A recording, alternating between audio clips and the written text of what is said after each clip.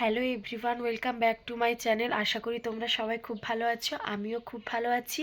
আমার চ্যানেলে নতুন একটি ভিডিওর সঙ্গে তোমাদের সবাইকে আরও একবার ওয়েলকাম।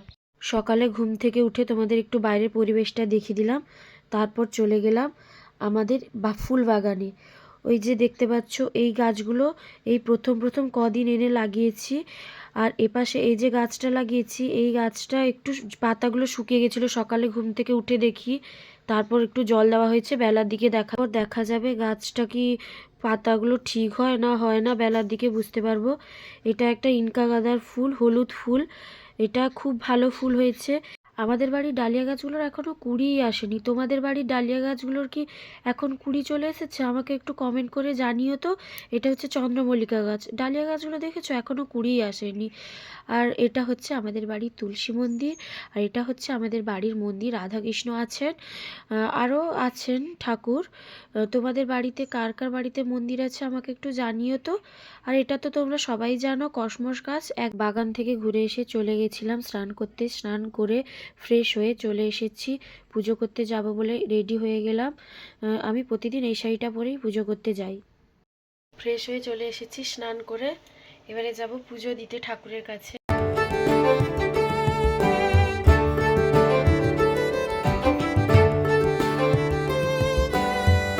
আমি রেডি হয়ে চলে গেছি মন্দিরে থালা বাসন ধুতে। তোমাদের দাদাভাই প্রতিদিন সকালবেলা স্নান করে বাইরে থালা বাসনগুলো রেখে দিয়ে যায়। আমি ওগুলো মেজে তারপর পুজো শুরু করি। ওখানে কেউ বোধহয় কিছু একটা বলছিল, ওই জন্য আমি তাকাচ্ছিলাম। তারপর একটু ক্যামেরার দিকে তাকালাম। তারপরে ক্যামেরার দিকে তাকানোর পর থালা বাসনটা মাজা শুরু করলাম। আমি থালা বাসনটা মাজতে থাকি, তোমরা ততক্ষণ ভিডিওটা দেখতে থাকো।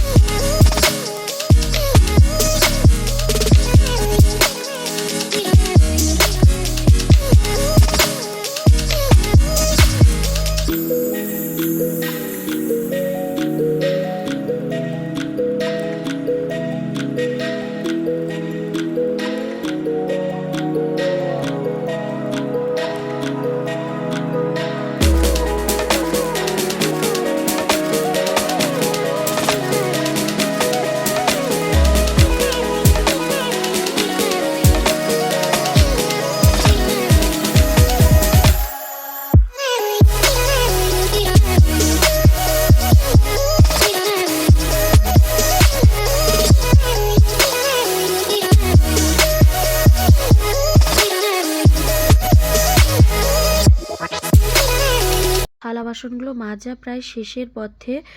এবার আমি থালা বাসনগুলো ধুয়ে নেব। তোমাদের দাদাভাই শুধু থালা বাসনগুলো বের করে দিয়ে যায় না, ও আমার জন্য ফুলও তুলে রেখে দিয়ে যায়, মন্দিরগুলোও মুছে দিয়ে যায়। ওই জন্য আমাকে আর মন্দিরগুলো মুছতে হয় না। তারপর আমি মন্দিরের ভিতর ঢুকে সব কিছু গুছিয়ে নেব, চন্দন বেটে নেব।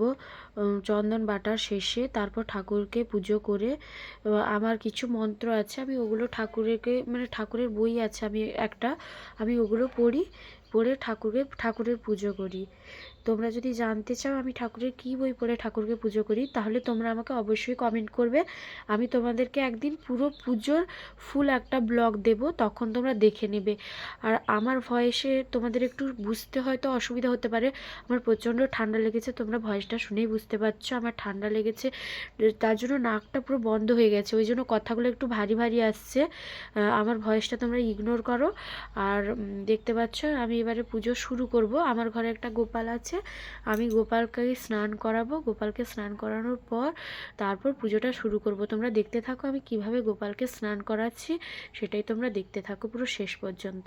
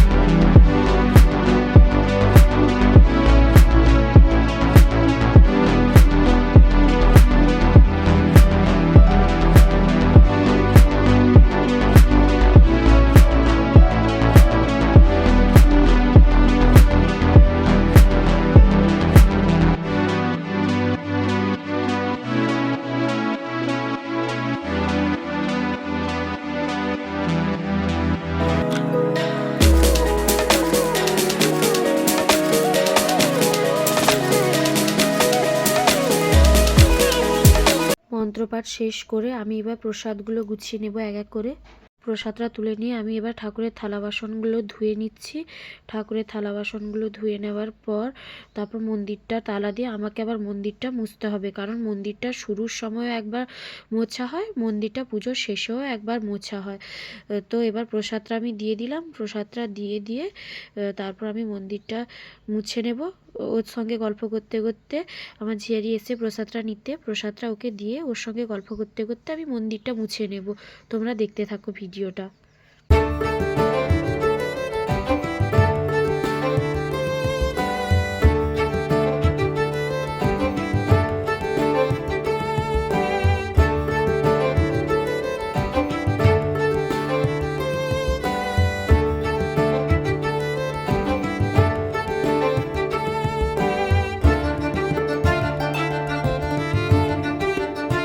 মন্দিরের পুজো শেষ করে বেরোনোর পরেই যখন আমি ফুল গাছটা দেখি গাইস, কি বলবো, ফুল গাছের পাতাগুলো পুরো সোজা হয়ে গেছে, মনে হচ্ছে গাছটা এবার বেঁচে যাবে। এবার পুজো শেষ করে এসে শাড়িটা চেঞ্জ করে নেব। এবার এটা আমি মন্দিরে গেলে এই শাড়িটা পরে যাই, নাহলে এই শাড়িটা আমি পরে কখনো খাওয়া দাওয়াও করি না। এবার চেঞ্জ করে নেব। একটা ছোট্ট তোমাদের সঙ্গে মজা করে একটা ট্রানজ্যাকশান করে নিলাম, তোমরা দেখতে পাচ্ছ গাইস। এবার যাব পেট পুজো করতে। প্রচণ্ড খিদে পেয়ে গেছে। সকালবেলা আমি আগে মন্দিরে যখন পুজো করতে যেতাম তখন কিছুই খেয়ে যেতাম না পুজো করতে।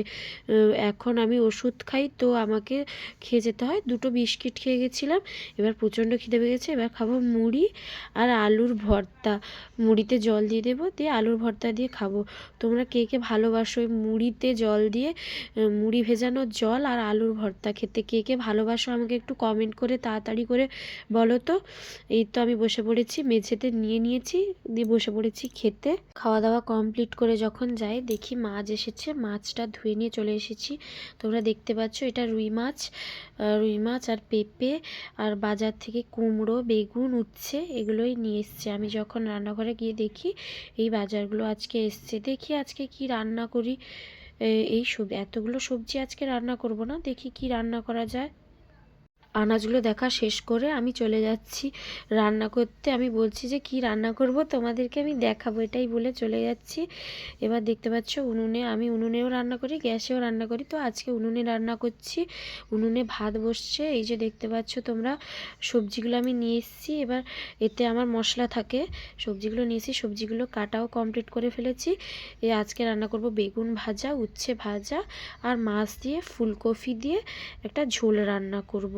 তোমরা কে কে মাছ দিয়ে ফুলকপি দিয়ে ঝোল খেতে ভালোবাসো একটু কমেন্ট করো তো। আজকে এই 3টে রকমই রান্না করব এটাই ভেবেছি। তো তোমরা ভিডিওটা দেখতে থাকো। আমার সব কিছু গোছানো শেষ, এবার আমি রান্নাটা বসাবো।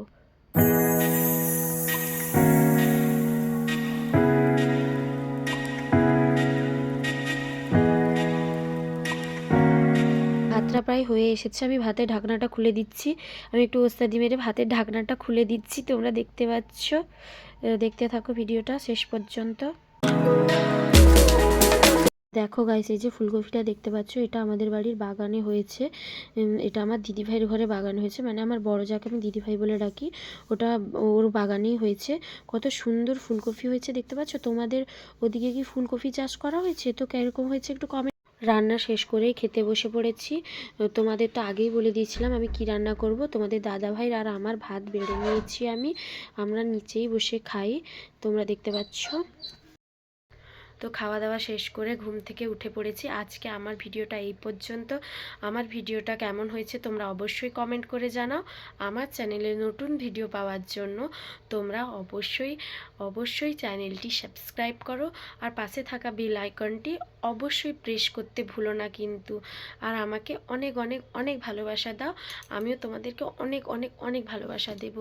বাই।